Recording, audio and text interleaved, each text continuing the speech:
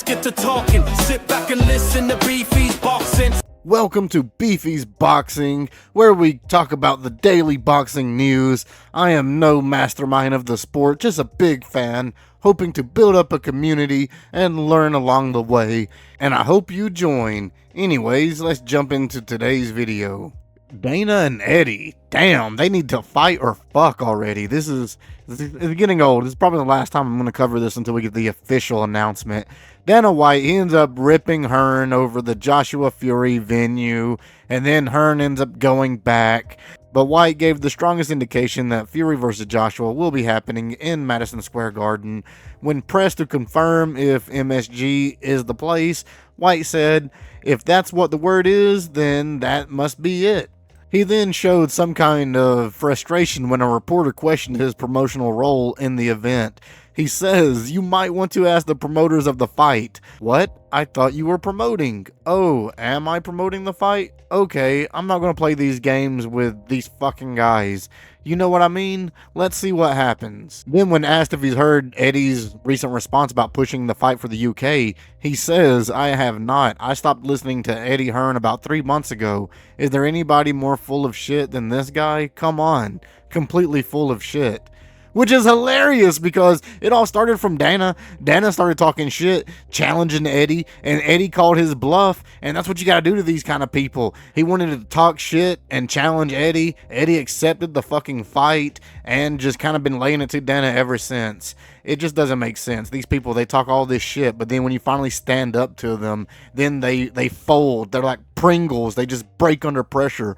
But all this caused another response from Eddie. And then whenever mentioned that Dana possibly contacted MSG himself, that's what drew a lot of criticism back. And Eddie says, "I very much doubt that Dana White called MSG and started talking about the availability. If he did, I didn't know he was a venue booker, right? He came out and said, 'I'm the promoter of the fight.' No chance. He came out and he said, 'I did the deal for the fight.' No, you didn't," Hearn said to IFL. He then goes on and explains how White's claim that he handled the venue and all that is bullshit and it can't be confirmed. Eddie says, "You didn't do the venue deal because there's no agreement on the venue, mate. I should be suing Dana White for even going to MSG and having those conversations." And that kind of brought up another point that I think Frank Smith, I think it was he that brought this up. But if Dana White did do any of the contracts like he's trying to claim and just take credit for, why the fuck did he put UK as a must-be situation kind of thing for the AJ team? Why did he have, the venue not locked in already? There's a lot of questionable things. Why did he not make himself the promoter if he did the contract? A lot of red flags that got brought up. And this leads us into this last little bit of news where basically everybody has confirmed New York is the location of the fight. Eddie Hearn, during an interview with, I forgot who, maybe Boxing King or IFL, Eddie says, "It seems like everybody is adamant that the fight takes place in New York. I mean, there isn't really any consideration.